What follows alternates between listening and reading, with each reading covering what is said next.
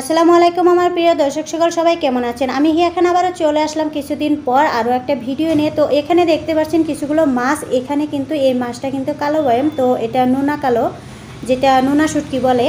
তো এই নোনা শুটকি কালো বয়মটা আমি কিনে এনেছি বাজার থেকে, খুব ভালো মতো জল দিয়ে পরিষ্কার করে নিয়েছি। আর এখানে একটা টমেটো, পেঁয়াজ কুচি আর কিছুটা রসুন আর নিয়ে নিয়েছি কাঁচা লঙ্কা, আর এখানে কিছুটা মটর মা।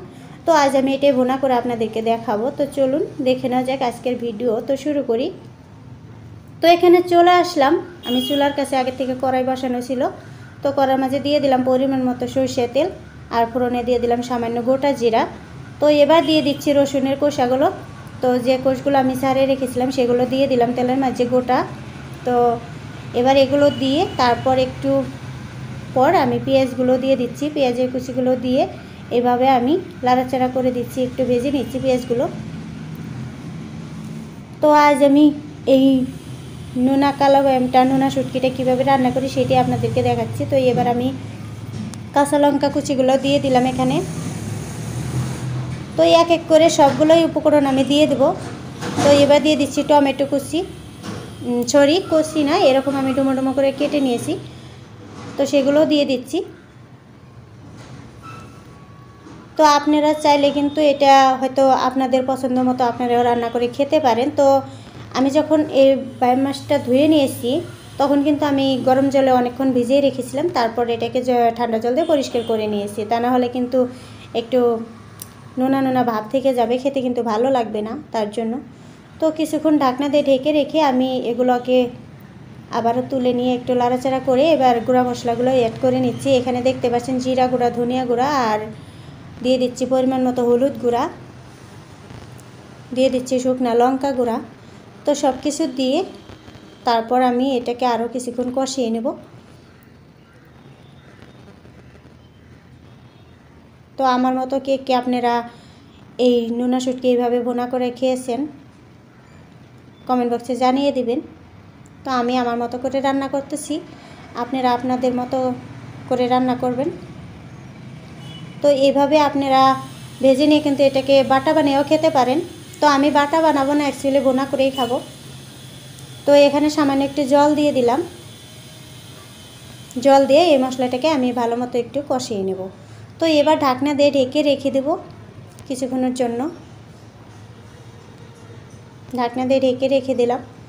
তো তার আগে আপনাদেরকে জানাই ছোট্ট একটা রিকোয়েস্ট, যারা আমার চ্যানেলটা এখনও সাবস্ক্রাইব করেন নাই তারা এখনই সাবস্ক্রাইব করে পাশে থাকা বেল আইকনটিকে ক্লিক করে অল অপশনে ক্লিক করে দিবেন, যাতে আমার বানানো প্রত্যেকটা নিত্য নতুন রেসিপি সবার আগে আপনাদের কাছে পৌঁছে যায়।